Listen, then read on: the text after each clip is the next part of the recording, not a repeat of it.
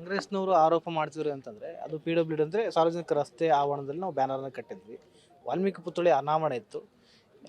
ಜನಾರ್ದನ್ ರೆಡ್ಡಿ ಅವರು ಹಿರಿಯ ರಾಜಕಾರಣಿ ಇದ್ದಾರೆ, ಸಚಿವರಾಗಿ ಕೆಲಸ ಮಾಡಿದ್ದಾರೆ. ರಾಮುಲು ಅವರು ಕೂಡ ಹಿರಿಯ ರಾಜಕಾರಣಿಗಳು.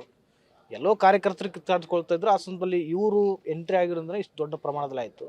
ಅವರು ಕುತ್ಕೊಂಡು ಬಗೆಹರಿಸ್ಬೋದಾಗಿತ್ತು. ಯಾಕೆ ಅವರಿಂದನೇ ಈ ಗಲಾಟೆ ಆಯಿತು ಅನ್ನೋದನ್ನ ಅವರಿಂದ ಗಲಾಟೆ ಆಗಿರೋದು ನೀವು ನೋಡಿದ್ರಿ. ಯಾರ ಮನೆ ಹತ್ರ ಬ್ಯಾನರ್ ಹಾಕಿದ್ದಾರೆ, ಯಾರ ಮನೆಗೆ ಯಾರು ಬಂದಿದ್ದಾರೆ, ಇದೇ ತೋರಿಸ್ತದಲ್ಲ ಯಾರು ಕಾರಣ ಅನ್ನೋದನ್ನು ನಾವು ಬಿಚ್ಚಿ ಹೇಳಬೇಕಾಗಿಲ್ಲ, ಕಣ್ಣಿಗೆ ಕಾಣಿಸ್ತದೆ.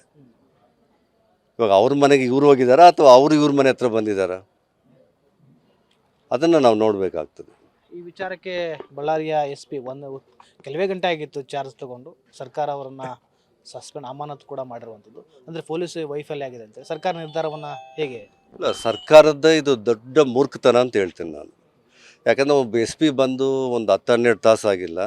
ಅದರಲ್ಲೂ ಜನವರಿ 1 ಅವ್ರು ವಿಶ್ ಮಾಡಲಿಕ್ಕೆ ಅನೇಕ ಅಧಿಕಾರಿಗಳು ಬಂದಿರ್ತಾರೆ. ಅವರು ಬಳ್ಳಾರಿ ಬಗ್ಗೆ ತಿಳ್ಕೊಳ್ಬೇಕಲ್ಲ. ಒಬ್ಬ ಅಧಿಕಾರಿ ಹೊಸದಾಗಿ ಬಂದರೆ ಅದು ಫೀಡ್ಬ್ಯಾಕ್ ತೊಗೋಬೇಕು. ಯಾರು ಹೆಂಗೆ, MLA ಹೆಂಗೆ, ಇವರು ಹೇಗೆ, ಮಾಜಿಯವ್ರು ಹೆಂಗೆ ಅಂತೇಳಿ.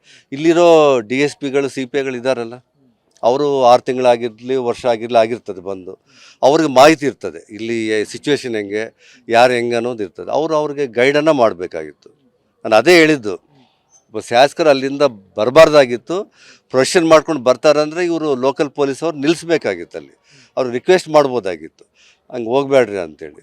ಅಲ್ಲಿ ಹೋದರೆ ಮತ್ತೆ ಘರ್ಷಣೆ ಆಗ್ತದೆ. ನಿಮ್ಮ ಕಾರ್ಯಕರ್ತರಿದ್ದಾರೆ, ಅವ್ರ ಕಾರ್ಯಕರ್ತರಿದ್ದಾರೆ, ಅನಾವಶ್ಯಕ ಒಂದು ಲಾ ಆ್ಯಂಡ್ ಆರ್ಡರ್ ಪ್ರಾಬ್ಲಮ್ ಆಗುತ್ತೆ ಅಂತ ಅವ್ರು ಅವಾಯ್ಡ್ ಮಾಡಿದರೆ ಪೊಲೀಸವ್ರ ವೈಫಲ್ಯ ಕೂಡ ಇದರಲ್ಲಿ ಭಾಳಷ್ಟಿದೆ. ಲೋಕಲ್ ಏನಿದ್ದಾರೆ ಅವ್ರು ಅಲ್ಲೇ ಅವ್ರನ್ನ ತಡೆದಿದ್ದರೆ ಇವತ್ತು ಈ ಘಟನೆ ಯಾಕೆ ಆಗ್ತಿತ್ತು, ನಾವು ನಿಮ್ಮ ಟಿವಿಗಳ ಮುಂದೆ ಬಂದು ಮಾತಾಡೋ ಅವಶ್ಯಕತೆಯೂ ಇರ್ತಿದ್ದಿಲ್ಲ. ಸರ್, ಈಗ ಘಟನೆಯಿಂದಾಗಿ ಏನು ಆಗ್ರಹ ಮಾಡಿದ್ರು ಸರ್? ಅಂದರೆ ಯಾರ್ಯಾರು ಬಂದ್ರೆ ಆಗಬೇಕಂತ ನ್ಯಾಯಯುತವಾದಂಥ ತನಿಖೆ ಆಗಬೇಕು.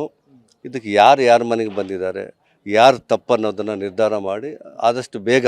ಇವತ್ತು ನನಗೆ ಗೊತ್ತಾಗಿದೆ, ಬಾಂಬ್ ಸ್ಕ್ವಾಡ್ ಇವತ್ತು ಬಂದಿದ್ದಾರೆ. 5ನೇ ತಾರೀಕು ಇವತ್ತು ಘಟನೆ ನಡೆದಿದ್ದು 1ನೇ ತಾರೀಕು ರಾತ್ರಿ. ಅಂದರೆ 2ನೇ ತಾರೀಕು ಬೆಳಗ್ಗೆನೇ ಬಾಂಬ್ ಸ್ಕ್ವಾಡ್ ಬರಬೇಕಾಗಿರೋದು. 5ನೇ ತಾರೀಕು ಬರ್ತಾರೆ ಅಂದರೆ ಇವರು ಯಾವ ರೀತಿ ತನಿಖೆ ನ್ಯಾಯಯುತವಾಗಿ ನಡೆಯುತ್ತೆ ಅನ್ನೋದನ್ನು ಒಂದು ಅನುಮಾನ ಹುಟ್ಟಿಸ್ತದೆ ಎಲ್ಲರಿಗೂ. ಅದರಿಂದ ನಮ್ಮ ಲೀಡರ್ಸ್ ಕೂಡ, ಅಶೋಕ್ ಆಗಿರಲಿ, ವಿರೋಧ ಪಕ್ಷ ನಾಯಕರು, ನಮ್ಮ ಕೇಂದ್ರ ಸಚಿವರು ಒತ್ತಾಯ ಮಾಡಿದ್ದಾರೆ. ಒಂದು ಸಿಟ್ಟಿಂಗ್ ಜಡ್ಜಿಂದ, ಹೈಕೋರ್ಟ್ ಜಡ್ಜಿಂದ ತನಿಖೆ ಆಗಬೇಕು. ಅದಕ್ಕೆ ನ್ಯಾಯ ಸಿಗಬೇಕು. ಯಾರದೇ ತಪ್ಪಿರಲಿ ಅದು ನ್ಯಾಯ ಸಿಗಬೇಕು, ನ್ಯಾಯ ಆಗಬೇಕು ಅನ್ನೋದೇ ಒತ್ತಡ.